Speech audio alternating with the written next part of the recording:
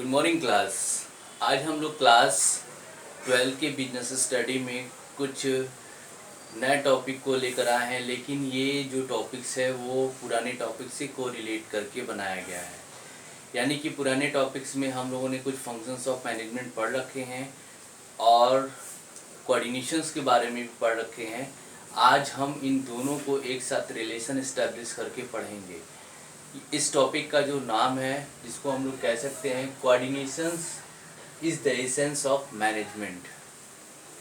Coordinations में coordinations किसी भी ऑर्गेनाइजेशंस में जो मैनेजमेंट इस्टेब्लिशमेंट होता है उसमें कोऑर्डिनेशंस का बहुत अहम रोल होता है। और ये क्यों आवश्यक होता है, इसको आज हम लोग देखेंगे। बेसिकली जब भी हम मैनेजमेंट की बात करेंगे तो उसमें मैनेजर्स की एक्टिविटीज़ का इन्वॉल्वमेंट होना ज़रूरी होता है। ये मैनेजमेंट की एक्टिविटी का इन्वॉल्वमेंट जो है, जिसमें हम लोग कह सकते हैं कि इसमें जब भी मैनेजमेंट एक्टिविटीज़ की बात करेंगे तो उसमें ओवरऑल ग्रुप एक्टिविटी इन्वॉल्व होती है। ये ग्रुप एक्टिविटीज़ जो कि एक मैनेजर्स के अंतर्गत वर्क करती है, इसी को ही हम लोग मैनेजमेंट एक्टिविटी कहते हैं। आज हम लोग देखेंगे कि कुछ ऐसे पॉइंट्स हैं जिसको हम लोग रिलेशन इस्टेब्लिश करके पढ़े हैं, जो कि फंक्शंस ऑफ मैनेजमेंट का है। ये बहुत इम्पोर्टेंट टॉपिक्स है। इस फंक्शंस ऑफ मैनेजमेंट में हम लोग 5 फंक्शंस के बारे में जानते हैं, जिसमें ये 5 फंक्शंस हमारे पास आते हैं। प्लानिंग के बारे में कह सकते हैं, ऑर्गेनाइजिंग, स्टाफिंग, डायरेक्टिंग और कंट्रोलिंग के बारे में हम लोग कह सकते हैं। आज इन्हीं को कोऑर्डिनेशन से कैसे एस्टेब्लिश करके हम लोग देखते हैं। इसमें हमारे पास पहला आता है कोऑर्डिनेशंस एंड प्लानिंग की बात हम लोग करेंगे। इसमें जब कोऑर्डिनेशंस को हम लोग प्लानिंग से जोड़ते हैं तो मैनेजर्स की थिंकिंग का इन्वॉल्वमेंट होता है। मैनेजमेंट किस हद तक अपने विचारों को व्यवस्थित करके एक अच्छा डिसीजंस मेकिंग पॉलिसी डेवलप करता है, इसमें हम लोग देख सकते हैं। कह सकते हैं कि थिंकिंग ऑफ मैनेजर की पूरी थिंकिंग इसमें इन्वॉल्व होती है। ओवरऑल प्लानिंग उसमें इन्वॉल्व होती है। मैनेजर्स की हर एक्टिविटीज़ का इन्वॉल्वमेंट होता है कि वो वर्किंग प्रोफिशिएंसी को कैसे इफेक्टिव एंड एफिशिएंट वर्क में परफॉर्म कर सके। यानी कि overall planning behalf of thinking managers decide करता है कि हमको कैसे करना है। इसमें पूरी प्लानिंग का रोल अप्लाई किया जाता है। पूरा प्लान किया जाता है कि हमको कैसे कोऑर्डिनेशंस एंड प्लानिंग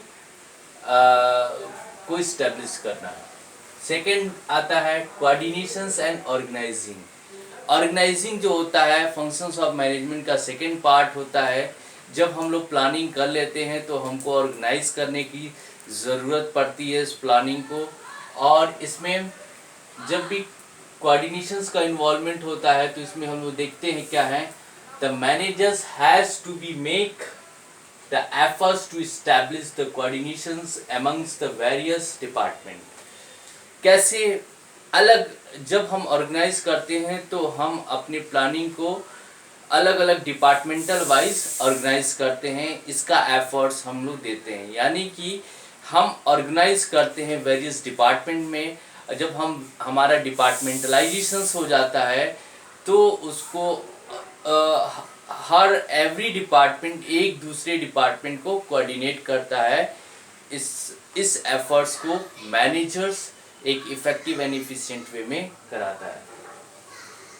तो as well as the various peoples working in a same department, और इसके अलावा भी उस यहाँ पे पीपल्स की बात करिए। पीपल्स का मतलब होता है एम्प्लॉइज। जितने भी एम्प्लॉय होते हैं सेम डिपार्टमेंट के, वो भी इसी कोऑर्डिनेशंस के ज़रिए एक दूसरे से जुड़े होते हैं। ठीक है, ये था हमारा कोऑर्डिनेशंस एंड ऑर्गेनाइजिंग। अब तीसरा थर्ड पॉइंट्स में आते हैं, कोऑर्डिनेशंस एंड स्टाफिंग की बात करते हैं।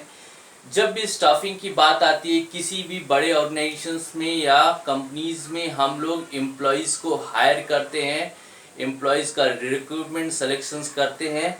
इस तरह की एक्टिविटीज़ को हम लोग स्टाफिंग कहते हैं। आज हम लोग स्टाफिंग को कैसे हम कोऑर्डिनेशन से जोड़ेंगे, इसमें हम लोग देखेंगे। It is his the efforts to fulfil all the positions with the capable and experienced peoples। इसमें कोऑर्डिनेशंस के रोल में हम ऐसे एम्प्लॉयज़ को मोटिवेट करते हैं, एम्प्लॉयज़ को पोस्ट और पोजीशंस और एक्सपीरियंस के बिहाफ पे उनको जॉब असाइन करते हैं। उनको हम कह सकते हैं कि उनको रिस्पॉन्सिबिलिटी देते हैं ताकि वो अपने काम को एक अच्छे बेहतर ढंग से वो कर सके। ठीक है। फिर इसमें है various activity of the business में प्रोसीड विदाउट एनी हिंड्रेंसेस। जब बात हमारी हिंड्रेंसेस आ जाती है तो उसमें कहते हैं आपसी मतभेद।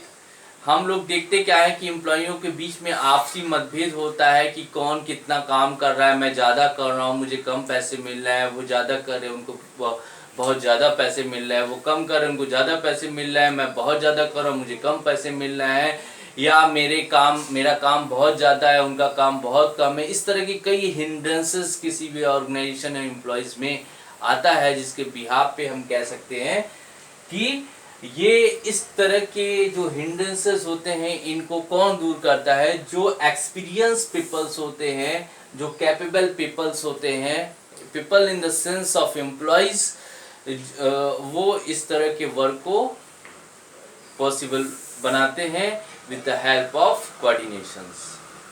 ये पॉइंट्स में हम लोग ये देखेंगे स्टाफिंग को हम लोग कोऑर्डिनेशन से जोड़ा गया है और उसमें जो भी हिंड्रेंसेस होते हैं उनको दूर किया जाता है बाय द एक्सपीरियंस और कह सकते हैं कि जो कैपेबल्स पीपल्स होते हैं उनके द्वारा। फोर्थ पॉइंट आता है कोऑर्डिनेशंस एंड डायरेक्टिंग की बात हम लोग करते हैं। डायरेक्टिंग का मतलब होता है उनको गाइडलाइन प्रोवाइड करना, उनको इंस्ट्रक्शंस देना, या हम उनको गाइडलाइन प्रोवाइड कराते हैं। जब स्टाफिंग किसी ऑर्गेनाइजेशन में स्टाफ इस्टेब्लिश हो जाता है तो उनके काम करने की प्रणाली या काम करने के तौर तरीके के बारे में उनको डायरेक्शन दिया जाता है, गाइडलाइन प्रोवाइड की जाती है और उनको कह सकते हैं कि मोटिवेट किया जाता है कि आपको इस तरह से काम करने हैं। और ऐसे में हम लोग कुछ managers is gives to the purity to the coordinations. और मैनेजर्स क्या होता है, प्योरिटी सेट करता है, प्राथमिकता सेट करता है कि किसको हमें कोऑर्डिनेशंस के लिए आगे लाना है और किसको हमें अभी रोक के रखना है। तो ऐसे में प्योरिटी सेट की जाती है कि कोऑर्डिनेशंस कौन करेगा और कौन कोऑर्डिनेशंस के लिए कैपेबल्स है, इसके लिए भी ये ध्यान देना था। Directing in the sense of कह सकते हैं the issue the orders and instructions. Order देना, एम्प्लॉइयों को ऑर्डर देना या इंस्ट्रक्शन देना, ये सब किसको, सबऑर्डिनेट को, कि अपने नीचे जो भी एम्प्लॉयज हैं उनको हम इंस्ट्रक्शन दें, ऑर्डर दें, उनका गाइडलाइन प्रोवाइड कराएं, उनसे काम कराएं। ये सारा चीजें हम लोग इसमें देखते हैं। फिफ्थ पोजीशंस में हमारे पास आता है कोऑर्डिनेशंस एंड कंट्रोलिंग। कंट्रोलिंग की बात करते हैं ओवरऑल एक्टिविटी जब हम लोग परफॉर्म कर रहे हैं तो उस एक्टिविटीज़ में बहुत सी ऐसी चीज़ें जो होगी जो कि सही वे में, या जितना हमने अभी हमने पिछले बार में फंक्शंस ऑफ मैनेजमेंट में कंट्रोलिंग पढ़ा था, हमारा एक्चुअल परफॉर्मेंस और कह सकते हैं कि एक्चुअल परफॉर्मेंस और के बीच में कौन से ऐसे controlling is the result actual performance, मतलब कि अभी तक मेरा परफॉर्मेंस क्या है और कितना हमने परफॉर्मेंस सेट करके रखा था। सेट परफॉर्मेंस और एक्चुअल परफॉर्मेंस में कुछ डिफरेंसेस हम लोग देखते क्या है कि हमने जो परफॉर्मेंस बना रखी थी और उस परफॉर्मेंस के अकॉर्डिंग टू हमारा एक्चुअल परफॉर्मेंस सही नहीं आ रहा था। ऐसे में हम लोग कंट्रोलिंग करने की ज़रूरत होती। तो ऐसे में मैनेजर्स का जो रोल होता है उसमें हम लोग देखेंगे controlling is the results in the harmonizations of the activities. Harmonizations का मतलब यहाँ पे होता है आपसी तालमेल के द्वारा एक्टिविटी में आपसी तालमेल इस्टेब्लिश करना, और ऑब्जेक्टिव ऑफ द ऑर्गेनाइजेशंस, और जो ऑर्गेनाइजेशन का ऑब्जेक्टिव होता है उसको फुलफिल करना, ये हमारा प्राथमिकता होती है। And the resources available to the achieve those objectives and the humans efforts required. और हम लोग देखते क्या है कि हमारे पास कितने संसाधन हैं और कितने हमारे पास एम्प्लॉयज़ हैं, संसाधन के हिसाब से एम्प्लॉइयों को वो सुविधाएं दी जा रही हैं नहीं दी जा रही, या संसाधन ज़्यादा है एम्प्लॉयज़ कम है, उन संसाधनों का यूज़ नहीं किया जा पा रहा है। ये कई ऐसे फैक्टर्स होते हैं जिसके बिहाफ पे हम लोग कह सकते हैं कि हमें कंट्रोलिंग करने की ज़रूरत है। पता चले हमारे पास उतने संसाधन नहीं और ज़्यादा से ज़्यादा एम्प्लॉय रख रखे हैं तो भी तो हमारे बिजनेस में नुकसान है, वो एम्प्लॉयज़ का यूटिलाइजेशन हम लोग प्रॉपर वे में नहीं कर पा रहे हैं। ऐसे में हम लोग कह सकते हैं कि हमारे लिए कहीं ना कहीं हमारी ऑब्जेक्टिव किसी भी ऑर्गेनाइजेशन की ऑब्जेक्टिव फुलफिल नहीं हो रही किसी लेवल पे। ठीक है, इसको देखिए, controlling is results in a harmonious of the objective of the organisations and the resources available to achieve those objectives and the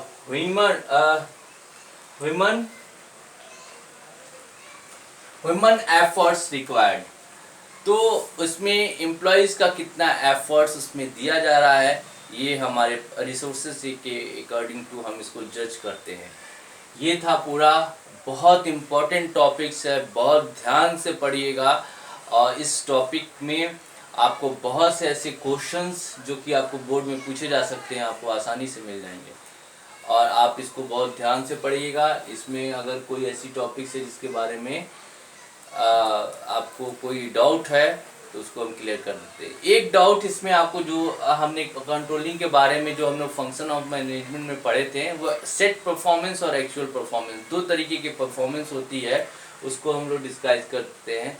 set performance, हम ओवरऑल परफॉर्मेंस सेट कर देते हैं कि हमको इतना इतना इतना आउटपुट आना है, लेकिन अगर एक्चुअल परफॉर्मेंस देखा जाए, मेज़र करते हैं तो दोनों में कंपैरिजन किया जाता है, तो अगर हमें उतना आउटपुट नहीं मिलता है तो हम कह सकते हैं कि कहीं ना कहीं लैकिंग है, वहाँ पे हमें कंट्रोलिंग करने की ज़रूरत है। ओके, तो ये चीज़ें हो गई पूरी डिस्क्राइब। अब इसमें हम कह सकते हैं कि आपको क्या करना है, इसका नोट्स बनाना है, इसको पढ़ना है, डेली टू डेली रिवाइज करना है। इसका नोट्स भी हम आपको भेज देंगे। Thank you.